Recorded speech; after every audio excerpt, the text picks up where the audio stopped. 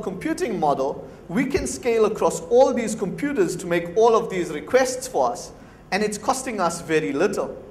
In fact, if you're attacking a service that's built on Amazon Web Services, then all traffic from Amazon Web Services to Amazon Web Services is free. So you can build your brute forcer in the cloud and not pay for any traffic while you brute force attack someone. Okay, so this was one of the things we wanted to do. So I ported our old Crowbar so that you now have a cloud version of it, so that Crowbar now lives in the cloud. You can click a button and say, bring more friends. It basically invites other cloud computing accounts of yours. So instead of one Crowbar account, you now scale this across as many as you want to pay for.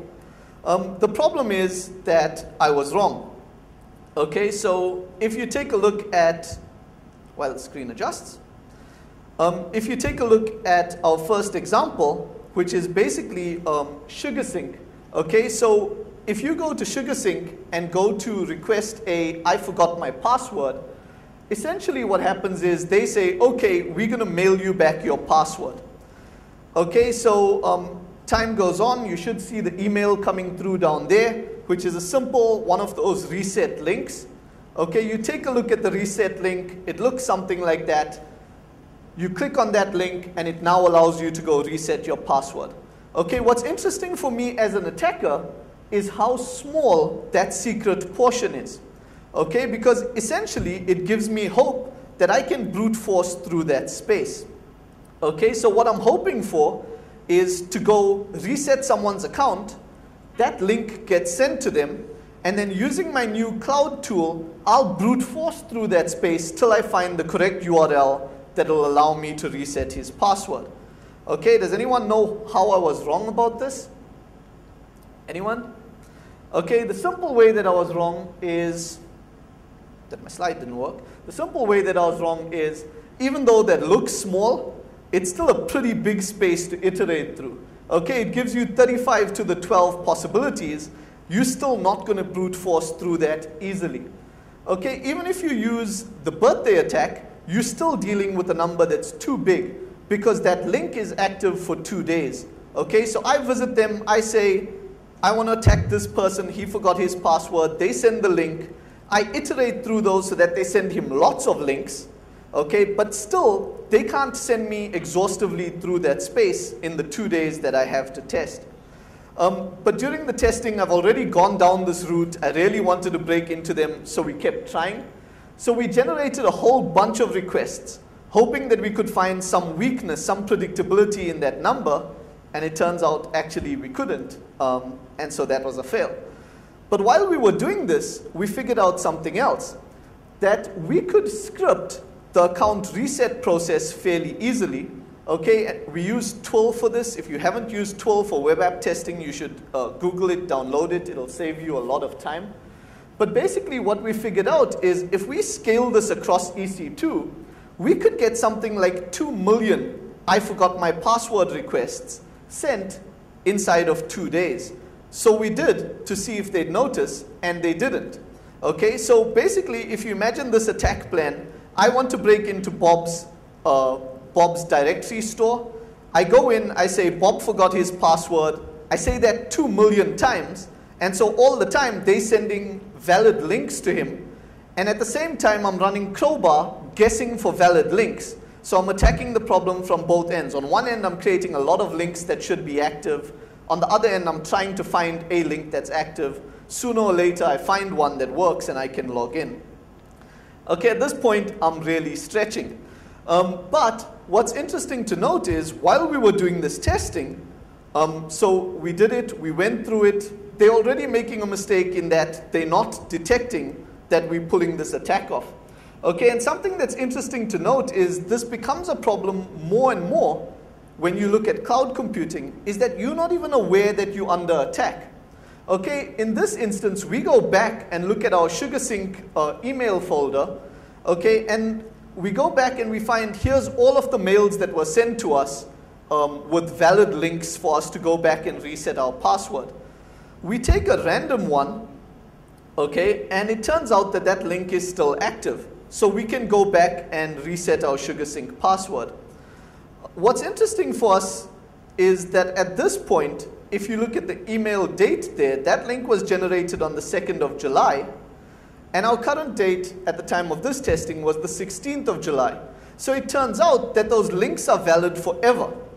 Okay, so SugarSync weren't resetting the count on that thing. So we could now categorically just keep running generating forgot password links, keep going at the other end, and you guarantee that you'll eventually find a winner because nobody's going to notice that you're even doing it. Okay, which takes us to the next thing, which is platform as a service. Okay, and in this case, we want to look specifically at Salesforce.com. Okay, if we take Salesforce.com as an example, I'm going to blitz through this. They do both software as a service and platform as a service. Okay, we decided to take a look at their web application, and one of the first things that we found is that their applications are vulnerable to clickjacking attacks. Okay, at this point, we're doing really simple cursory testing because you bump into the problem that if Salesforce find you doing nasty stuff on their site, Salesforce is going to kick you off. Okay, we've got a video of the clickjacking attack, which I'm going to skip. All of you know what clickjacking is. Jeremiah did a talk here last year on it.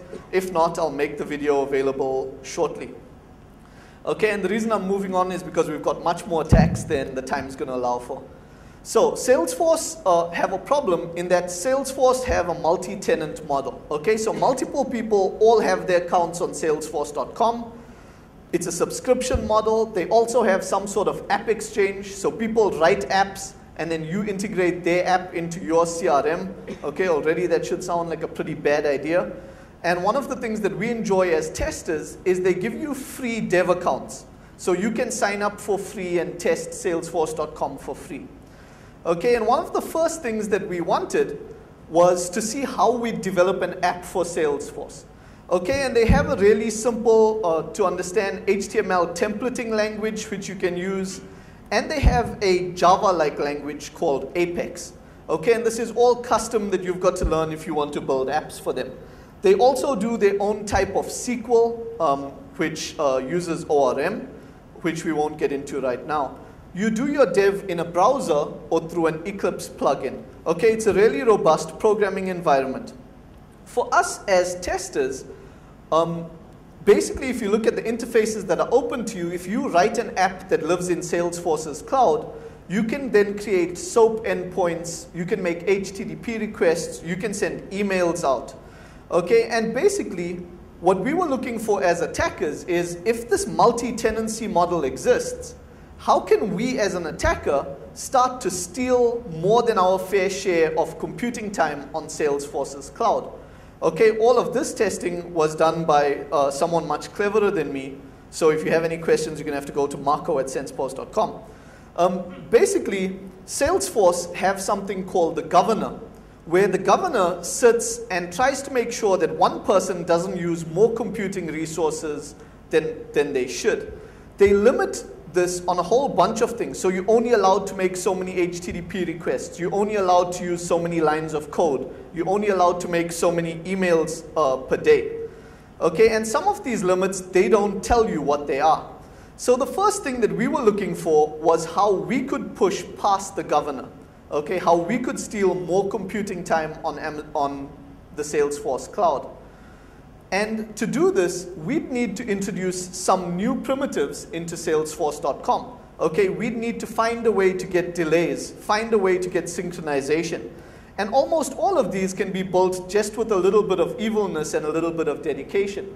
So what you'll see there is, it turned out that even though Salesforce limit your lines of code, they don't limit how many instructions you put per line. Okay, so with a lot of instructions per line, you bypass a really simple limit. And what we've got there is a whole bunch of mat functions chained together to simulate a sleep. Okay, we basically give it a lot of work. It's going to take a lot of work to do it. We've now got a sleep. Okay, we can then use the database for synchronization. Okay, so we can set a flag. Effectively, we're building a very ghetto-like mutex. Okay, so what we wanted was to have some way to give our code in Salesforce.com an instruction and have it carry on almost forever. Okay, but obviously they're blocking this. What we found though is that With their use of